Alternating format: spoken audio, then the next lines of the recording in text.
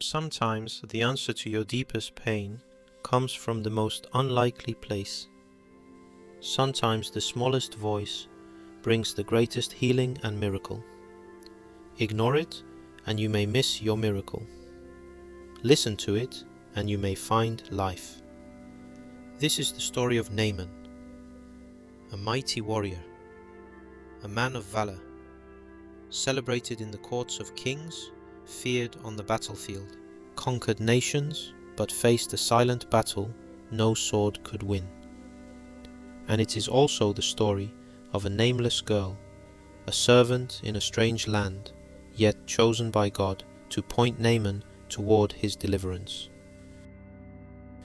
Naaman, commander of the Syrian army, a man whose very name inspired fear and respect. When he entered the battlefield, victory followed.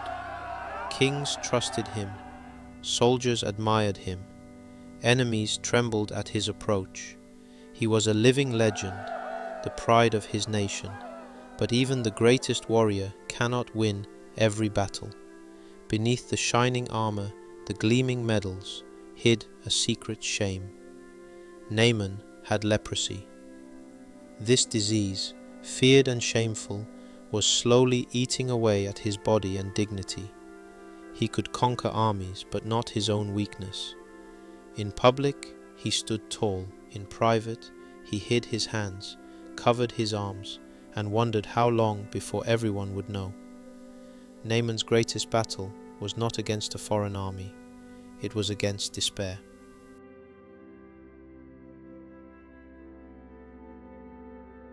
In Naaman's household lived a young girl, taken captive from Israel during the war. She had no title, no freedom, and not even her name remembered. She was invisible in the eyes of the world, yet she carried something far greater than rank. She carried faith in the living God of Israel. One day, seeing her master's suffering, compassion moved her heart. She spoke to Naaman's wife with courage. "If only my master would see the prophet in Samaria, he would be healed." It was a dangerous thing for a servant girl to speak out to her master like that. She could have been ignored, she could have been punished, but instead her words carried hope, and hope has a way of traveling. Small words, simple words, but they would set into motion a chain of events that would change everything. Her message reached Naaman himself, and though he struggled to believe, something within him stirred him to act. Don't look down on anyone. The answer to your greatest problem may come through the least expected voice. And Naaman, after much deliberation, heeded the advice of the slave girl. He went to his king, who deeply valued him. The king, eager to see his warrior healed, wrote a letter to the king of Israel. And Naaman didn't travel lightly. He set out with horses, chariots, 10 talents of silver, 6,000 shekels of gold, and 10 sets of fine clothing. He thought healing could be bought with wealth and influence. But when the king of Israel read the letter, he tore his robes and cried, "Am I God? Can I kill and bring back to life? Why does this man send someone to me for healing?" Fear gripped the palace, but heaven was already in motion. The prophet Elisha heard the news and sent a message, "Why are you tearing your clothes? Send the man to me, and he will know there is a prophet in Israel." Hope flickered. Naaman prepared for a great encounter. Naaman arrived at the house of Elisha, the prophet of Israel. Surely he expected a grand welcome. Perhaps the prophet would come out, wave his hands, speak powerful words, call down fire from heaven, and heal him on the spot. But instead, Elisha didn't even come out. A messenger delivered this simple instruction: "Go, "Wash yourself 7 times in the Jordan River, and your flesh will be restored." Naaman was furious. Was this a joke? Did the prophet not know who he was? The commander of Syria? Being told to wash in Jordan? That dirty river? I thought he would do something great.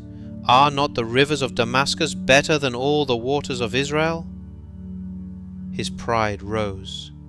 His expectations were shattered. He turned away in rage. The answer may not come in the package you expect. God's help may not look like it. As Naaman stormed off, his servants approached him gently. "My father, if the prophet had asked you to do something great, wouldn't you have done it? How much more then when he says simply, 'Wash and be cleansed'?" Naaman stood in silence. He had faced countless battles, but this was the hardest of all, laying down his pride. Would he humble himself and obey? Sometimes destiny turns on one simple act of obedience. Their words pierced his pride. Could it really be this simple? Reluctantly, Naaman walked into the Jordan. The waters were murky, unimpressive. His soldiers watched from the banks. His servants held their breath. 1 dip, nothing changed. 2 dips, still the same. 3, 4, 5, no difference. 6 dips, the disease still clung to his skin. But at the 7th, Naaman plunged beneath the waters. And when he rose again, the impossible happened. His flesh was clean, smooth, whole, like the skin of a child. The shame was gone. The fear was gone. The leprosy was gone. Naaman fell to his knees, overcome with joy. The mighty warrior had been humbled, delivered, healed, and made whole. Obedience unlocks miracles. Naaman returned to Elisha's house, no longer proud, no longer demanding. This time he spoke with gratitude and reverence. "Now I know there is no God in all the world except in Israel." The proud warrior had become a humble worshipper. His healing was not only of the body, but also of the heart. Naaman's story unfolds with lasting wisdom, captured in these 3 powerful truths. Obedience unlocks miracles. The miracles of God are often hidden behind simple instructions. Even when they seem strange, obedience is the pathway to blessings.